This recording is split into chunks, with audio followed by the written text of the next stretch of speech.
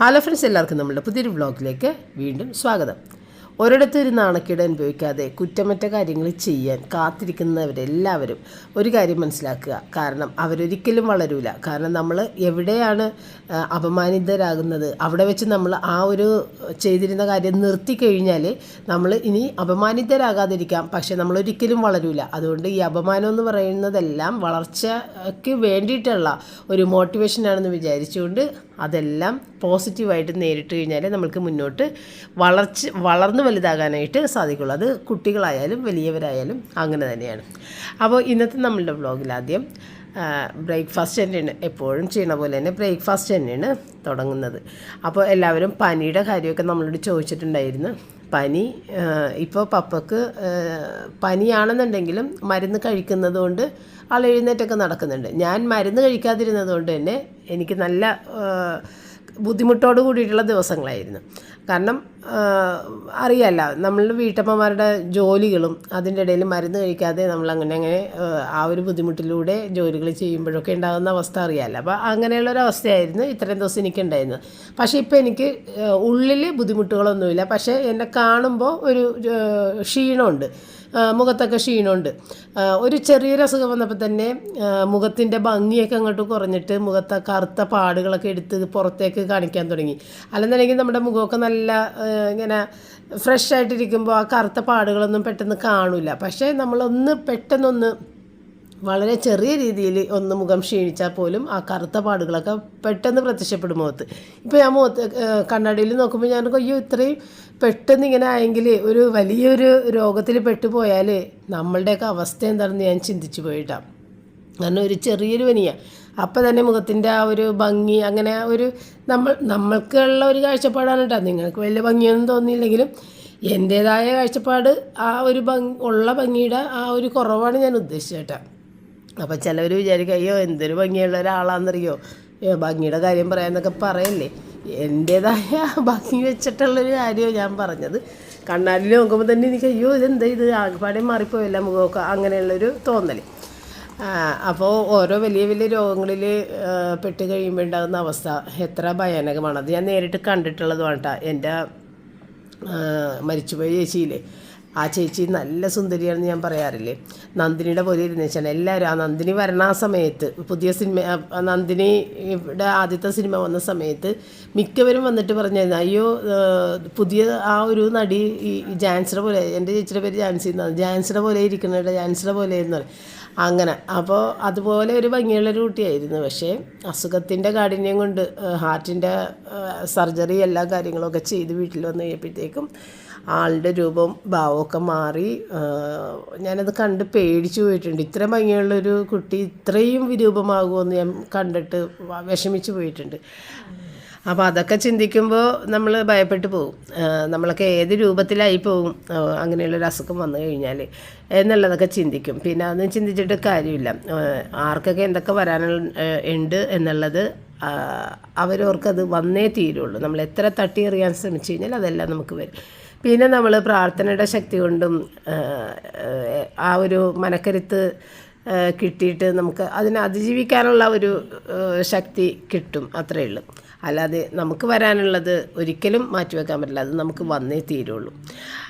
അപ്പോൾ ദോശയൊക്കെ ഉണ്ടാക്കി, സാമ്പാർ ഫ്രിഡ്ജിലുണ്ട്, കുറേ സാമ്പാർ ഉണ്ടാക്കി വെച്ചതുകൊണ്ട് സാമ്പാർ ഫ്രിഡ്ജിൽ വേഗം നമുക്ക് എടുത്തിട്ട് ഉപയോഗിക്കാം. അപ്പോൾ അങ്ങനെ അത് വേഗം കഴിഞ്ഞ്.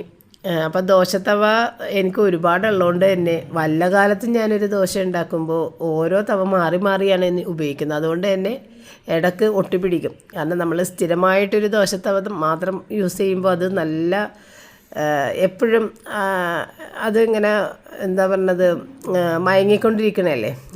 അപ്പോൾ അതുകൊണ്ട് തന്നെ വളരെ ഈസി ആയിട്ട് നമുക്ക് ദോശ ഉണ്ടാക്കാൻ പറ്റും. പക്ഷേ ഞാൻ വല്ലപ്പോഴും അല്ലേ ദോശ ഉണ്ടാക്കണം. അതൊരു 5-6 എണ്ണമുണ്ട് എനിക്ക് ഈ ദോശത്തവ. അതെല്ലാം ഒന്നൊന്നായിട്ട് ഞാൻ മാറി മാറിയാണ് ഉപയോഗിക്കുന്നത്.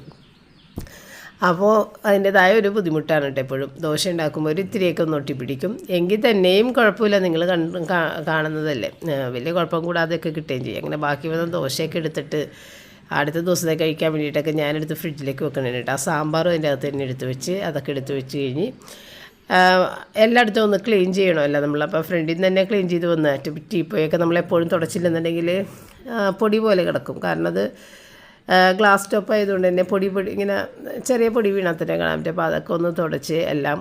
അപ്പം മേശയുടെ നമ്മുടെ ഡൈനിങ് ടേബിളിൻ്റെ വിരിപ്പ് ഞാൻ പുതിയത് മേടിച്ച് വെച്ച്, മറ്റേത് ഇത്തിരി ചൂട് വെച്ചിട്ടേ ഒന്ന് ഉരുകിപ്പോയിട്ടുണ്ട്. അപ്പോൾ അത് ഞാൻ മാറ്റിയിട്ട് പുതിയത് മേടിച്ച് വെച്ചിട്ടുണ്ട്. പക്ഷേ ഇട്ടില്ല, കാരണം ഗ്ലാസ്സായിട്ട് തന്നെ കുറച്ച് ദിവസം കിടക്കട്ടെ. അപ്പോൾ തുടക്കാനൊക്കെ ഭയങ്കര ഒരു എളുപ്പം, ഒരു പ്രത്യേക ഭംഗി തോന്നി. അതുകൊണ്ട് ഒന്നും പിന്നെ വിരിച്ചില്ല മേശപ്പുറത്ത്. അപ്പോൾ പാത്രങ്ങൾ കഴുകാനെല്ലാം കിടക്കുന്നുണ്ട് കേട്ടോ. ഒരു പാത്രങ്ങളും കഴുകിയില്ല. കാരണം നമ്മുടെ അസുഖത്തിൻ്റെ ആ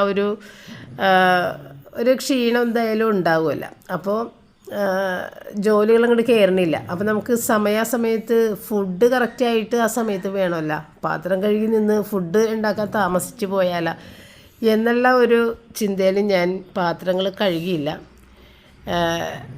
ഉച്ചക്കുള്ള കാര്യങ്ങൾ ചെയ്യാൻ നിന്ന്. അപ്പോൾ റിച്ചാനാണെന്നുണ്ടെങ്കിൽ ഈ ദിവസങ്ങളിൽ, എനിക്ക് വയ്യാതിരുന്ന ദിവസങ്ങളിലൊന്നും അവനൊന്നും ഉണ്ടാക്കി കൊടുക്കാനായിട്ടൊന്നും പറ്റിയിട്ടില്ല. മുട്ട പൊരിച്ചതും പരിപ്പ് കറി അങ്ങനെയാണ് കൊടുത്തിട്ടിരിക്കുന്നത്. അപ്പോൾ നിങ്ങൾക്കറിയാമല്ലോ, അവൻ എപ്പോഴും ഇത്തിരി റൈസ്, എന്തെങ്കിലും ഒരു ഗീ റൈസ് അങ്ങനെ എന്തെങ്കിലുമൊക്കെ കഴിക്കണത് തന്നെയാണ് അവനിഷ്ടം. അവനാണെന്നുണ്ടെങ്കിൽ എൻ്റെ അടുത്ത് ഒന്നും ഉണ്ടാക്കണ്ട മമ്മി, ഞാൻ എന്തെങ്കിലുമൊക്കെ മേടിച്ച് നിങ്ങൾക്കും തരാം, എനിക്കും ഇഷ്ടമുള്ള എന്തെങ്കിലും ഞാൻ മേടിച്ച് കഴിക്കാമെന്നൊക്കെ പറഞ്ഞെങ്കിലും ഞാൻ സമ്മതിക്കാതെ ഇന്നിപ്പോൾ എന്തെങ്കിലും ഉണ്ടാക്കി തരാമെന്ന് പറഞ്ഞ് ഉണ്ടാക്കുന്നതാണ്. അപ്പോൾ ആദ്യം ഇത്തിരി സവാള കട്ട് ചെയ്തിട്ട് സൺഫ്ലവർ ഓയിലിൽ ഒരു ഇത്തിരി പഞ്ചസാരയും ചേർത്തിട്ട് ഞാനൊന്ന് വറുക്കാനിട്ടതാണ് കേട്ടോ. അപ്പോൾ ഇത് വറുത്തിട്ട് ഇതിൻ്റെ ഒരു ഭാഗം എടുത്ത് റൈസിലേക്ക് ഇടാനും മറ്റേത് കറിക്കായിട്ട്, പിന്നെ വേറൊരു വഴറ്റിൽ കാര്യങ്ങളൊന്നുമില്ല, ആകെപ്പാടെ ഈ സവാള വറുക്കൽ മാത്രമേ ഉള്ളൂ. അപ്പോൾ ആ സവാള ആകുന്ന നേരം കൊണ്ട് ഇതിനകത്തേക്ക് വേണ്ട പച്ചമുളക്, ഇഞ്ചി, വെളുത്തുള്ളി ഒന്ന് ചതച്ച്, ഇത് പച്ചമുളക് അരിഞ്ഞിടാം, വെളുത്തുള്ളി ഇഞ്ചിയും ഒന്ന് പേസ്റ്റാക്കുകയും ചെയ്യണം. അതിന് വേണ്ടിയിട്ട് അതാണ് ഇപ്പോൾ ചെയ്തുകൊണ്ടിരിക്കുന്നത്. അപ്പോൾ പച്ചമുളക് ഇട്ടില്ലെങ്കിലും കുഴപ്പമില്ല, എരിവെള്ള മുളക് പൊടി വേണമെന്നുണ്ടെങ്കിൽ ഇടാം. ഞാനിപ്പോൾ ഏതായാലും പച്ചമുളകാണ് ഇടുന്നത്. അപ്പോൾ അതിനകത്തുനിന്ന് സവാള വറുത്തത് കുറച്ചെടുത്ത് മാറ്റി റൈസ് എൻ്റെ അകത്തേക്ക് നമുക്ക് മിക്സ് ചെയ്യാനുള്ളതാണ്. അപ്പോൾ വെളുത്തുള്ളി ഇഞ്ചി പേസ്റ്റ് ഇട്ട്, അപ്പോൾ തീ ഓഫാണ് കേട്ടോ. ഇത് മാരിനേറ്റ് ചെയ്ത് കുറച്ച് നേരം വെക്കണേ, എന്നിട്ട് വേണം നമ്മൾ കുക്ക് ചെയ്യാനായിട്ട്. അപ്പോൾ തീ ഓഫ് ചെയ്തിട്ടേക്കണേണ്. അപ്പോൾ ഇതേ പാത്രത്തിൽ തന്നെ നമ്മളിത് ചിക്കൻ മാരിനേറ്റ് ചെയ്ത് വെച്ച് കഴിഞ്ഞിട്ടുണ്ടെങ്കിൽ അതിനകത്തുള്ള എണ്ണയെല്ലാം നമുക്ക് സെപ്പറേറ്റ് ഒഴിക്കേണ്ട, അതിനകത്ത് എണ്ണയുണ്ട്, അല്ലെന്നുണ്ടെങ്കിൽ അരക്കപ്പ് എണ്ണ ഒഴിച്ചു കൊടുക്കുകയും ചെയ്യണം. അപ്പോൾ ഇതിൻ്റെ അകത്തേക്ക് നമ്മൾ പച്ചമുളക്, ഇത് മുളക് പൊടി, ഇത് കാശ്മീരി ചില്ലി പൗഡറാണ് കേട്ടോ, ഗരം മസാല, മഞ്ഞൾപ്പൊടി, ഒരിത്തിരി പേരിനൊരു മല്ലിപ്പൊടി ഇട്ട് ഒരിത്തിരി, അതിട്ടില്ലെങ്കിലും കുഴപ്പമില്ല, തൈര്, തക്കാളി, ഉപ്പ്, പിന്നെ വെളുത്തുള്ളി ഇഞ്ചി പേസ്റ്റ് ഇട്ടല്ല. അപ്പോൾ ഇത്രയും സാധനങ്ങളേ ഉള്ളൂ. വെളുത്തുള്ളി ഇഞ്ചി പേസ്റ്റ്, മുളക് പൊടി, മഞ്ഞൾപ്പൊടി, ഗരം മസാല, തൈര്, ഇത്രയേ ഉള്ളൂ. വെളുത്തുള്ളി ഇഞ്ചി പേസ്റ്റ് ആദ്യം ഇട്ടത്. പിന്നെ ഈ ചിക്കൻ കഴുകി ഇതും കൂടി ചേർത്തിട്ട്, എണ്ണ കുറവാണെന്നുണ്ടെങ്കിൽ കുറച്ചുകൂടി വെജിറ്റബിൾ ഓയിൽ ഒഴിച്ചു കൊടുക്കണം, എന്നിട്ട് മിക്സ് ചെയ്യണം. അല്ലെന്നുണ്ടെങ്കിൽ നമ്മുടെ കറി ഒരു ടേസ്റ്റ് കുറവായിട്ട് തോന്നും, എണ്ണ ഇല്ലാതെയൊക്കെ ഒരുപാട് കുറഞ്ഞു പോയിട്ടുണ്ട്. കണ്ട, ഇത് ഞാൻ ഓഫ് ചെയ്തിട്ടിട്ടാണ് അവിടെ തന്നെ വെച്ചിട്ട് ചെയ്യണമെന്നുള്ളൂ, ഓഫ് ചെയ്ത് വെച്ചേക്കണേ. അത് നന്നായിട്ട് തന്നെ അവിടെ മാരിനേറ്റ് ചെയ്തിട്ട് ഒരു അരമണിക്കൂർ അവിടെ ഇരിക്കട്ടെ. ആ സമയത്ത് നമ്മൾക്ക് റൈസ് സെപ്പറേറ്റ് വേവിച്ചെടുക്കണം. സെപ്പറേറ്റ് വേവിച്ച മുക്കാൽ വേവുള്ള റൈസാണ് ഇനി നമ്മൾ ദമ്മ് ഇടാൻ പോണത്. അപ്പോൾ റിച്ചാനെപ്പോഴും ചിക്കൻ ഫ്രൈ ചെയ്തിട്ടുള്ള ബിരിയാണിയാണ് കൂടുതൽ ഇഷ്ടമെങ്കിലും ഇന്നിപ്പോൾ ഫ്രൈ ചെയ്ത് നിൽക്കാനും പിന്നെ അത് കറിയാക്കുമ്പോൾ കുറേ അധികം നേരിട്ട് ഇളക്കാനെന്നുള്ള ഒരു ആരോഗ്യം എനിക്കില്ലാത്തതുകൊണ്ട് ഞാൻ ഈസി ആയിട്ടുള്ള ചിക്കൻ ദം ബിരിയാണി ഉണ്ടാക്കി കൊടുക്കാമെന്ന് വിചാരിച്ച്. സത്യത്തിൽ എനിക്കും ഒരു ബിരിയാണി കഴിക്കാൻ എനിക്ക് തോന്നുന്നുണ്ടായിരുന്നു. പുറത്തുനിന്ന് മേടിച്ച് കഴിക്കാൻ ഒരിക്കലും തോന്നണില്ല. ഇപ്പോൾ അവൻ പുറത്തുനിന്ന് മേടിക്കാമെന്ന് പറഞ്ഞെങ്കിലും എനിക്ക് പുറത്ത് വേണ്ട, ഇവിടെ തന്നെ ഉണ്ടാക്കി കഴിക്കണമെന്നുള്ളൊരു ചിന്തയിൽ ഞാൻ ഉണ്ടാക്കുന്നതാണ്. എനിക്കും കൂടി വേണ്ടിയിട്ട് ഉണ്ടാക്കണം, എനിക്ക് കഴിക്കാൻ തോന്നുന്നുണ്ട്. അപ്പോൾ അവനും ഇഷ്ടമാണല്ലോ എന്ന് വിചാരിച്ചിട്ട് ഞാൻ അങ്ങനെ ഒരു ചിക്കൻ ദം ബിരിയാണി ഉണ്ടാക്കണേ. അപ്പോൾ പപ്പ കാണുന്നുണ്ടെങ്കിൽ ചോറും കറിയും വേറെ ഉണ്ടാക്കണം, അതും ഒരു ബുദ്ധിമുട്ടാണ്. എങ്കിൽ തന്നെയും എനിക്ക് ഈ ചോറും കറിയും കഴിക്കാനുള്ള ഒരു മനസ്സില്ല. അതുകൊണ്ട് ഞാൻ വിചാരിച്ച് ഇത്തിരി ബുദ്ധിമുട്ടിയാലും കുഴപ്പമില്ല, ഉണ്ടാക്കാം എന്ന് വിചാരിച്ച്. അപ്പോൾ പപ്പയ്ക്ക് വേണ്ടിയിട്ടുള്ള കറിയാക്കാൻ വേണ്ടിയിട്ടുള്ള സവാളയും പച്ചമുളകൊക്കെയാണ് ഇപ്പോൾ ഞാൻ അരിഞ്ഞുകൊണ്ടിരിക്കുന്നത്. കാരണം ഇവിടെ റൈസൊക്കെ വെന്ത് വരണം, ആ നേരം കൊണ്ട് പപ്പയ്ക്കുള്ള കാര്യങ്ങൾ ചെയ്യും. അപ്പോൾ പപ്പയ്ക്കുള്ള ചോറ് ഞാൻ കുക്കറിൽ വേവിക്കാനും വെച്ചിട്ടുണ്ട്. കുറച്ച് ചോറ് മതി, പപ്പയ്ക്ക് മാത്രം മതി, ഞങ്ങൾക്ക് ബിരിയാണി കഴിക്കാമല്ല. അപ്പോൾ ഞാൻ അതെല്ലാം ചെയ്ത് കൊണ്ടിരിക്കുന്ന സമയത്ത് അപ്പോൾ ഈ ചെമ്മീനില്ലേ ഞാൻ പച്ചക്കറി ഉണ്ടാക്കുമ്പോൾ ഇടാൻ വേണ്ടിയിട്ട് എടുത്ത് വെച്ചതായിരുന്നു. പക്ഷേ ഇപ്പോൾ ഏതായാലും കറിയില്ലാത്ത സ്ഥിതിക്ക് അത് വെച്ചിട്ട് ഒരു കറി, ചെറിയൊരു കറി പപ്പൊക്കെ ഉണ്ടാക്കി കൊടുക്കാമെന്ന് വിചാരിച്ച്. പിന്നെ പരിപ്പ് കറിയുണ്ട്, നമ്മൾ തലേന്ന് രാത്രി പരിപ്പ് കറി ഉണ്ടാക്കിയില്ലേ, അതിൻ്റെ ബാക്കിയുണ്ട്. അതൊക്കെ പപ്പക്ക് ഭയങ്കര ഇഷ്ടമാണ്. അത് ഫ്രിഡ്ജിൽ നിന്ന് എടുത്തിട്ട് അതും കൂടി വെച്ചിട്ടുണ്ട്. അപ്പോൾ ആ ചെമ്മീൻ കറിയും പരിപ്പ് കറിയും കൂട്ടിയിട്ട് പപ്പ കഴിച്ചോളും. അപ്പോൾ ഇത് നമ്മൾ വേവിക്കാൻ വെച്ചിട്ടുണ്ടായിരുന്നു. അത് ഒരു 3/4 വേവ് ആയിട്ടുണ്ട്. ആ സമയത്ത് നമ്മൾ മല്ലിയില പുതിനയില ഇതിൻ്റെ മീതിലേക്ക് ഇട്ട് കൊടുക്കണം. കുറച്ചധികം വേണമായിരുന്നു, എൻ്റെ അടുത്ത് അത്ര ഉണ്ടാകുന്നുള്ളൂ, ഉള്ളത് ഇട്ടിട്ടുണ്ട്. എന്നിട്ട് ഇതിൻ്റെ മീതിലേക്ക് നമ്മൾ 3/4 ഭാഗം വേവായ റൈസ് ഇടുകയാണ്. അപ്പം ഞാൻ റൈസ് ഇങ്ങനെ തിളച്ച് കഴിയുമ്പോഴത്തേക്കും നമ്മുടെ തെർമൽ കുക്കറിലേക്ക് ഇറക്കി വെച്ചിട്ട് ഒരു 5 മിനിറ്റ് കഴിയുമ്പോൾ തന്നെ വാർത്തിടും. അതാണിപ്പോൾ ഇങ്ങനെ കൊട്ടിയിട്ടത് കേട്ടോ. അപ്പോൾ മുഴുവൻ മസാല ഇട്ട് ഒരിത്തിരി എണ്ണയും കൂടി ഇട്ടിട്ടാണ് നമ്മൾ വേവിച്ചത്, തമ്മിൽ ഇനി ഒട്ടി പിടിക്കാതിരിക്കാനായിട്ട്. അപ്പോൾ ഇത് ജീരകശാല റൈസ് ആയതുകൊണ്ട് തന്നെ ഇരിക്കും തോറും ഇത് ഹാർഡായി വരും. അതുകൊണ്ട് നമുക്ക് പേടിക്കണ്ട, വെന്തങ്ങനെ അങ്ങോട്ട് കുഴഞ്ഞു പോകില്ല. അപ്പോൾ അങ്ങനെ നോക്കിയെടുക്കണം കേട്ടോ. വറ്റിച്ചെടുക്കുമ്പോൾ കറക്റ്റായിട്ട് വരും. പക്ഷേ ഇത് നമ്മൾ വേവ് നോക്കിയെടുത്തില്ലെന്നുണ്ടെങ്കിൽ കൂടുതൽ വെന്ത് കഴിഞ്ഞിട്ടുണ്ടെങ്കിൽ ദമ്മിട്ട് കഴിഞ്ഞാൽ ശരിയാവില്ല, ഒറ്റ കട്ട പോലെ ഇപ്പോൾ റൈസ് വിട്ട് പോരില്ല. അപ്പോൾ ഇത്ര നേരമായിട്ട് നമ്മൾ ഇതിനകത്ത് നെയ്യൊന്നും ചേർത്തിട്ടുണ്ടാകുന്നില്ല. ഇപ്പോൾ നമ്മളിതിൻ്റെ മീതിലാണ് നെയ്യ് ചേർക്കുന്നത്. അപ്പോൾ ഈ സമയത്ത് കശുവണ്ടി മുന്തിരിയും വറുത്തതും സവാള വറുത്തതും ഇതിൻ്റെ മീതിലേക്ക് ഇടാം. പക്ഷേ എനിക്കത് ഇഷ്ടമല്ല, അത് കുതിർന്ന പോലെ ഇരിക്കുമല്ല. പിന്നെ കശുവണ്ടി മുന്തിരിയും ഇടണത് റിച്ചാന് ഒട്ടും ഇഷ്ടമല്ല. അപ്പോൾ അതിടല്ലേ എന്ന് എൻ്റെ അടുത്ത് പ്രത്യേകം പറഞ്ഞിട്ടുണ്ടായിരുന്നു. അതുകൊണ്ട് ഞാനിന്ന് കശുവണ്ടി മുന്തിരി എനിക്ക് ഭയങ്കര ഇഷ്ടമുണ്ട്. അതിടുമ്പോൾ ബിരിയാണിക്ക് നല്ല ടേസ്റ്റാണ്. കാരണം മുന്തിരിയുടെ ഒരു മധുരമൊക്കെ കയറി വരുന്നത് നല്ലതാണ്. പൈനാപ്പിൾ ഇടണം നല്ലതാണ്. പൈനാപ്പിളൊന്നും നമ്മുടെ കയ്യിലില്ല. അപ്പോൾ അവനിത് വേണ്ടാന്ന് പറഞ്ഞു കഴിഞ്ഞപ്പോഴത്തേക്കും ഞാനത് വറുത്തില്ല. അതുകൊണ്ട് ഇപ്പോൾ ഇത്രയും മാത്രം ചെയ്തിട്ട് ഞാനിത് മൂടി വെച്ചിട്ട് ദം ചെയ്യാനുണ്ട്. ഒരു 10-15 മിനിറ്റ് ദം ചെയ്തെടുത്ത് കഴിയാൻ നേരത്ത് അത് അടിവശമൊക്കെ നല്ലതായിട്ട് തന്നെ വെള്ളമൊക്കെ വറ്റി ആ സ്മെല്ലെല്ലാം റൈസിലൊക്കെ കയറി പിടിച്ച് നല്ല അടിപൊളിയായിട്ട് ഇരിക്കും കേട്ടോ. പിന്നെ പച്ചമുളകും സവാളയും തന്നെ അരിഞ്ഞത് പപ്പട ചെമ്മീൻ താളിക്കാൻ വേണ്ടിയിട്ടായിരുന്നു. അപ്പോൾ അത് ബിരിയാണിയുടെ കഴിഞ്ഞല്ലേ, പിന്നെ സമാധാനമായിട്ട് നമുക്ക് ചെമ്മീനും കൂടി താളിച്ചിട്ട് അതവിടെ മൂടി വെച്ച് കഴിഞ്ഞിട്ടുണ്ടെങ്കിൽ ആയിക്കോളും. അപ്പോൾ ഇന്ന് ചെമ്മീൻ വളരെ കുറവാണ്, അതുകൊണ്ട് തന്നെ ഒരു തക്കാളിയും കൂടി ചേർക്കാമെന്ന് വിചാരിച്ചു. അപ്പോൾ മുളക് പൊടിയും മഞ്ഞൾപ്പൊടിയും കുരുമുളക് പൊടിയും ഇട്ട് അതിനകത്തേക്ക് ഒരു തക്കാളിയും കൂടി അരിഞ്ഞത് കൂടി ഇട്ടിട്ട് പിന്നെ അത് ചെമ്മീനും കൂടി ഇട്ടിട്ട് മൂടി വെച്ചിട്ട് നല്ല ഡ്രൈ ആക്കി എടുത്തു കേട്ടോ. അപ്പോൾ പപ്പ ഇത് ചോറ് വിളമ്പിട്ട് കൊടുത്തപ്പോൾ ഈ കറി ഉണ്ടായപ്പോൾ പറഞ്ഞാൽ ഇത് എന്തിനാണ് ഉണ്ടാക്കിയത്, ആ പരിപ്പ് കറി മതിയായിരുന്നല്ല, വെറുതെ നേരെ ഇത് അസുഖമുള്ള സമയത്ത് എന്തിനാണ് ഇതൊക്കെ ഉണ്ടാക്കിയത് എന്നൊക്കെ എൻ്റെ അടുത്ത് പറഞ്ഞിട്ടാ. എങ്കിലും നമുക്കൊരു വിഷമമാണ്, പഴയ കറി മാത്രം കൊടുത്തിട്ട് നമ്മൾ ബിരിയാണി ഉണ്ടാക്കി കഴിച്ചിട്ട് പപ്പക്ക് ഒരാൾക്ക് പഴയ കറി മാത്രം കൊടുക്കുക എനിക്ക് ഭയങ്കര വിഷമം. അപ്പോൾ അതുകൊണ്ട് ഞാനിത് എന്തായാലും ഉണ്ടാക്കിയെന്ന് പറഞ്ഞു. അപ്പോൾ അതിൻ്റെ ഒന്നും കാര്യമൊന്നുമില്ല, വെറുതെ അനാവശ്യമായിട്ട് വെറുതെ എന്തിനാണ് ഇങ്ങനെ കുക്ക് ചെയ്ത് നേരം കളഞ്ഞതെന്നൊക്കെ എൻ്റെ അടുത്ത് ചോദിച്ചേട്ടാ. അപ്പോൾ അത് എല്ലാം റെഡി ആയിക്കൊണ്ടിരിക്കുന്നു. ബിരിയാണി ഇവിടെ ദമ്മായിക്കൊണ്ടിരിക്കുന്നുണ്ട്. പിന്നെ ചെമ്മീൻ കറി, പപ്പട, ചോറ് കുക്കറിൽ. അപ്പോഴും നമ്മളുടെ പാത്രം കഴുകൽ ഇതുവരെ ചെയ്തിട്ടില്ല കേട്ടോ. ഇത്രയും നേരം ഇപ്പം നമ്മുടെ റൂബിക്ക് ഭക്ഷണം കൊടുക്കാൻ നേരം അപ്പോൾ റൂബിയെ എൻ്റെ പിന്നാലെ നടക്കുന്നുണ്ട്. വിശന്ന് കഴിഞ്ഞിട്ടുണ്ടെങ്കിൽ പിന്നാലെ നടക്കും, എങ്കിലും താനെ കഴിക്കൂല, വാരി കൊടുക്കണം. അപ്പോൾ മാങ്ങ അവിടെ പഴുത്തിരിക്കുന്നുണ്ടായിരുന്നു, പക്ഷെ അത് എനിക്കെടുത്ത് കട്ട് ചെയ്തിട്ട് എടുക്കാനുള്ള നേരം കിട്ടിയിട്ടുണ്ടായിരുന്നില്ല. അതുകൊണ്ട് അതവിടെ തന്നെ ഇരിക്കുന്നുണ്ട്. അത് കട്ട് ചെയ്യാൻ വേണ്ടിയിട്ട് എടുത്ത് വെച്ചിട്ടുണ്ടായിരുന്നത്, പക്ഷെ അത് ചെയ്യാൻ സാധിച്ചില്ല, അതവിടെ തന്നെ ഇരിക്കുന്നുണ്ട്. പിന്നെ ഇത്ര നേരമായപ്പോഴത്തേക്കും തുണി വാഷ് ചെയ്യാനായിട്ടുള്ളത് കൊണ്ടുവന്നിട്ടത് രാവിലെ ഇടേണ്ടതാണ്, എങ്കിൽ തന്നെയും ഇത്രയും നേരമായി. ഓരോ ജോലികൾ ചെയ്ത് നടക്കണമല്ലേ നമ്മൾ. അപ്പോൾ പപ്പക്ക് വയ്യാത്തതുകൊണ്ട് തന്നെ പപ്പ എനിക്ക് തുടച്ചൊക്കെ തരുന്നതൊക്കെ ഇപ്പം ഞാൻ തന്നെ ചെയ്യണം. അപ്പോൾ അങ്ങനെയും നമ്മുടെ നേരം നന്നായിട്ട് പോകുന്നുണ്ട് കേട്ടോ. അപ്പോൾ അത് എല്ലാ കുക്കിങ്ങും കഴിഞ്ഞ് 11:28 ആയിട്ടുള്ളൂ. ഇപ്പോഴും ഞാൻ പാത്രങ്ങൾ കഴുകിയിട്ടില്ല കേട്ടോ.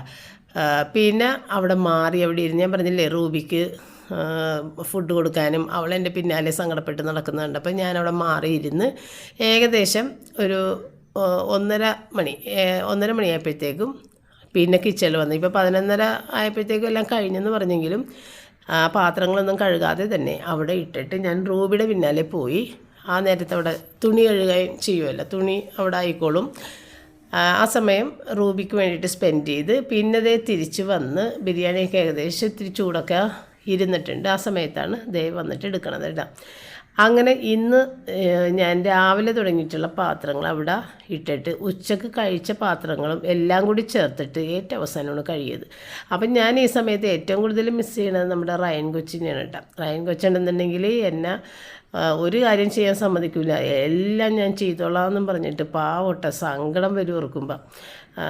അത്രയും ജോലികളവൻ വന്ന് നിന്ന് ചെയ്തു തരും. ഇപ്പം റിച്ചാർഡിന് അങ്ങനെയൊന്നും അറിയില്ല. റിച്ചാർഡ് അങ്ങനെ പാത്രം കഴുകാനൊന്നും പണ്ടേ വരൂല, ഇപ്പോഴും വരില്ല കേട്ടോ. പപ്പയും അങ്ങനെയൊന്നും നിൽക്കുന്ന ആളല്ല. അപ്പോൾ പപ്പ കഴിച്ച പാത്രം ചിലപ്പം എടുത്തിട്ട് കഴുകും. പക്ഷേ അത് കഴുകാൻ ചെല്ലുമ്പോൾ സിങ്ക് നിറയെ പാത്രങ്ങൾ കിടക്കുന്ന കണ്ടാലും അറിയില്ല ഇത് കഴുകാൻ ഇട്ടേക്കണേണെന്നുള്ളത് അറിയില്ല. ഇപ്പം പപ്പക്ക് പാടില്ല, അല്ലെന്നുണ്ടെങ്കിലും പപ്പക്ക് അത് അറിയില്ല കേട്ടോ. പപ്പയുടെ ആ ഒരു പാത്രം കഴുകി വെച്ചിട്ട് പപ്പ ഇങ്ങോട്ട് പോരും. അല്ലാതെ അവിടെ കിടക്കുന്നത് കഴുകാൻ നമുക്ക് പുറത്തുനിന്ന് ജോലിക്കാരും വരില്ല എന്നൊരു ചിന്തയൊന്നും ഇവർക്കൊന്നും വരില്ല. അതെന്താണെന്ന് ഞാൻ ഓർക്കും. പക്ഷേ ഞാൻ അങ്ങനെ പറഞ്ഞു ചെയ്യില്ല, കാരണം അവർക്കത് പറ്റൂലെന്ന് എനിക്കറിയാം. ഇപ്പം ഞാൻ പറഞ്ഞില്ലെങ്കിൽ പോലും പെരക്കൊക്കെ തുടക്കലും മുറ്റം ഒക്കെ അടിച്ച് വഴിയൊക്കെ അടിച്ചിടൽ ഇതൊക്കെ പപ്പ ചെയ്യുമല്ല. അപ്പം അങ്ങനെയുള്ള എന്തെങ്കിലും കാര്യങ്ങൾ നമ്മൾ പറയാതെ തന്നെ ചെയ്യുന്നത് കൊണ്ട് ഇതൊന്നും ഞാൻ അങ്ങനെ പറയാറില്ല.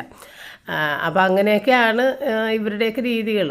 എന്താണാവോ അങ്ങനെയൊന്നും ഒരിക്കലും മനസ്സിലാകാത്തതെന്ന് ഞാൻ വിചാരിക്കും. നമുക്ക് പറ്റാത്തതുകൊണ്ടാണല്ലോ നമ്മളതവിടെ ഇട്ട് പോകുന്നത്. അന്ന് പിന്നെ അത് ചെയ്ത് കൊടുത്തേക്കാം എന്നൊന്നും ആരും വിചാരിക്കില്ല കേട്ടോ. അതാകെ വിചാരിക്കുന്നത് റോജർ ചെയ്യും കേട്ടോ. റോജർ പിന്നെ ജീവിത രീതിയൊക്കെ മാറിയതുകൊണ്ടാണ് ഇപ്പോൾ പറ്റാത്തത്. നേരത്തെയൊക്കെ ചെയ്യുമായിരുന്നു. റയൻ ഇവിടെ നിന്ന് പോണവരെ ചെയ്തു തന്നിട്ടുണ്ടായിരുന്നു എനിക്ക്. അപ്പോൾ അങ്ങനെ നമ്മൾ അച്ചാർ, പപ്പടം, സാലഡ്, സവാള വെറുതെ വിനാഗിരി ഉപ്പും കൂടി ചേർത്തിട്ട് ഒന്ന് ഞരടി എടുക്കണം, അത്രേ ചെയ്യുള്ളൂ കേട്ടോ. കാരണം തൈര് സാലഡ് ഉണ്ടാക്കിയാൽ ഇവിടെ വേസ്റ്റായി പോകണേ. അതുകൊണ്ട് ഞാനിപ്പോൾ അങ്ങനെ ചെയ്യണില്ല. ഇതാവുമ്പോൾ വേഗം തീരുകയും ചെയ്യും. അപ്പോൾ അതുകൊണ്ടാണ് നമ്മൾ ഈ സള്ളാസ് ഉണ്ടാക്കി വെക്കണം. അപ്പം ഞങ്ങളുടെ ഭക്ഷണം എല്ലാം കഴിഞ്ഞ് രാവിലത്തെ ഭക്ഷണത്തിൻ്റെയും ഉച്ചക്ക് പാകം ചെയ്ത ആ സമയത്തുണ്ടായ പാത്രങ്ങളും അത് കഴിഞ്ഞ് ഉച്ചക്ക് ഭക്ഷണം കഴിച്ച പാത്രങ്ങളും എല്ലാം കൂടി ചേർത്തിട്ട് ഇനി സ്പൂണൊന്നും അകത്തില്ല, ഏക്കദൈ സിങ്കി കിടപ്പില്ല. അങ്ങനെ അതെല്ലാം കഴുകി വൃത്തിയാക്കി പിന്നെ ഒരു ചായ ഇട്ട്. പിന്നെ നല്ല മഴയുണ്ട് കേട്ടോ ഇവിടെ. മിക്ക സ്ഥലത്തും റെഡ് അലർട്ടൊക്കെയാണെന്ന് കേട്ടു. നമ്മുടെ ഇവിടെ റെഡ് അലർട്ടാണ് ആയിരുന്നു ഇന്നലെ. നല്ല മഴ കിട്ടി. അതുകൊണ്ട് തന്നെ ചൂടെല്ലാം മാറി റൂബിയൊക്കെ ഇപ്പം നല്ല സമാധാനമായിട്ടാണ് കിടന്നുറങ്ങണത് കേട്ടോ. അപ്പോൾ ഇന്ന് ചായ ഇടാന്ന് ചോദിച്ചപ്പോഴത്തേക്കുമാണ് ഈ ബ്രൂ കോഫിയുടെ, ബ്രൂവല്ല വേറെ ബ്രാൻഡാണ്, ഇൻസ്റ്റൻറ്റ് കോഫി പൗഡർ നമുക്ക് 1 രൂപക്ക് കിട്ടിയില്ലേ, ആ സംഭവം അവിടെ ഇരിക്കണത് കണ്ടത്. അപ്പം അന്ന് പിന്നെ വേഗം അതിട്ടിട്ട് കാപ്പി തന്നെ ഉണ്ടാക്കിക്കളയാന്ന് ചോദിച്ച് അങ്ങനെ കാപ്പിയാണ് ഉണ്ടാക്കിയത് കേട്ടോ. ഞാനത് ഇരുന്നത് അന്ന് റോജറുള്ള സമയത്ത് ഒരു കോഫി ഇട്ട് കഴിഞ്ഞിട്ട് പിന്നെ അതിൻ്റെ കാര്യം ഞാൻ മറന്നുപോയി. പക്ഷേ ഇപ്പം അങ്ങനെ ചായ ഇടാൻ വന്നപ്പോഴാണ് ആ ഒരു ബോട്ടിൽ കണ്ടത്. അപ്പം നമ്മുടെ ഫ്ലിപ്കാർട്ടിൽ ഇതുവരെയും 1 രൂപയുടെ ഓഫർ വന്നിട്ടില്ല. ഞാൻ ഇന്നലെ നോക്കി. ഏതായാലും ഞാൻ പുറത്ത് പോയിട്ട് സാധനങ്ങൾ മേടിച്ച്. എനിക്ക് എന്തോ ഓർഡർ ചെയ്യാൻ തോന്നണില്ല. ഓഫർ വരുമെന്നുള്ള ചിന്തിച്ചിട്ട് ഓർഡർ ചെയ്യാതിരുന്നിരുന്ന് സാധനങ്ങൾ ചിലതൊക്കെ തീർന്നതൊക്കെ പോയി മേടിക്കേണ്ടി വന്നു.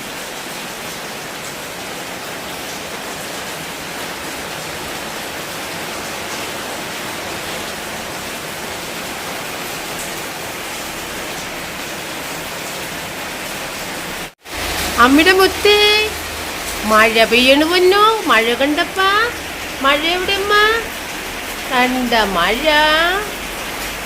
കൊച്ചിന്റെ ചൂട് മാറിയ, മുത്തിന്റെ ചൂട് മാറിയ.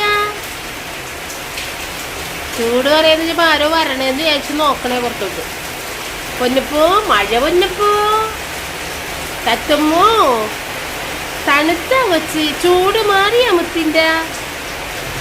അപ്പം നമുക്ക് ഇറക്കിന്നുണ്ട്, ഇറക്കി വേണ്ടേ.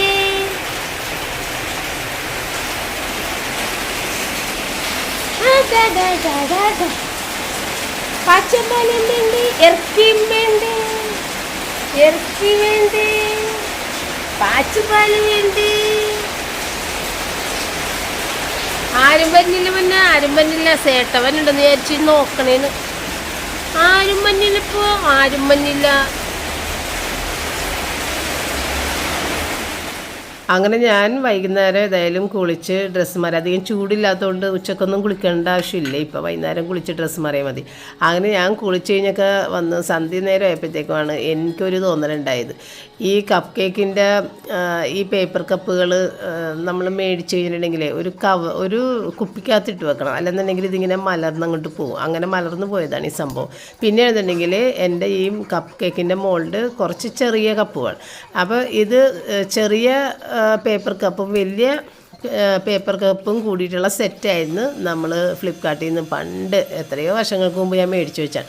അപ്പോൾ ഈ ചെറിയ കപ്പൊക്കെ ഞാൻ തീർത്തിട്ടുണ്ടായിരുന്നു. കാരണം എൻ്റെ മോളിൽ ചെറിയ കപ്പാണ് കറക്റ്റ് സ്യൂട്ട് ആകുള്ളൂ. അതെല്ലാം തീർന്നിട്ട് പിന്നെ ഈ വലിയ കപ്പ് ഇങ്ങനെ വെറുതെ ഇരുന്ന് വെച്ചു. അപ്പോൾ അത് വെച്ചിട്ട് ഏതായാലും ഒരു കപ്പ് കേക്കും അതിൻ്റെ മീതയിൽ കുറച്ച് ഐസിങ് ഒക്കെ ചെയ്യാമെന്ന് വെച്ചു. കാരണം എൻ്റെ ഐസിങ്ങിൻ്റെ അത് ബാക്കി കുറച്ചുണ്ടായിരുന്നത് ക്രിസ്മസിന് മേടിച്ചതിൻ്റെ ബാക്കി ഇത്രയും നാളായിട്ട് ഞാൻ എടുക്കാതെ ഇവിടെ വെച്ചിട്ടുണ്ടായിരുന്നു. അപ്പോൾ ഫ്രീസറിൽ എപ്പോഴും അതൊരു ഭാരമായിട്ട് അതിൻ്റെ കവർ ഇരിക്കുന്നതാണ്. അപ്പോൾ എപ്പോഴും ഞാൻ വേഗം അത് വെച്ചിട്ട് എന്തെങ്കിലും ഒന്ന് ഉണ്ടാക്കി വെറുതെ എടുത്ത് കളയണ്ടല്ലോ എന്ന് ചോദിച്ചു. അങ്ങനെ ഇത്തിരി ക്രീം ഒന്ന് ബീറ്റ് ചെയ്തെടുത്തിട്ട് അതിനകത്തേക്ക് ഇത്തിരി കൊക്കോ പൗഡർ, അതിന് വേണ്ടിയിട്ട് ഒരു ഇത്തിരി പഞ്ചസാര. ക്രീമിന് മധുരമുണ്ട് എങ്കിൽ തന്നെ നമ്മൾ കൊക്കോ പൗഡർ ചേർക്കുമ്പോൾ അതിന് വേണ്ടിയിട്ട് ഒരു ഇത്തിരി പഞ്ചസാരയും കൂടി ചേർത്തിട്ട് എല്ലാം കൂടി ബീറ്റ് ചെയ്തെടുത്ത് ആദ്യം തന്നെ അതാണ് ചെയ്തത്.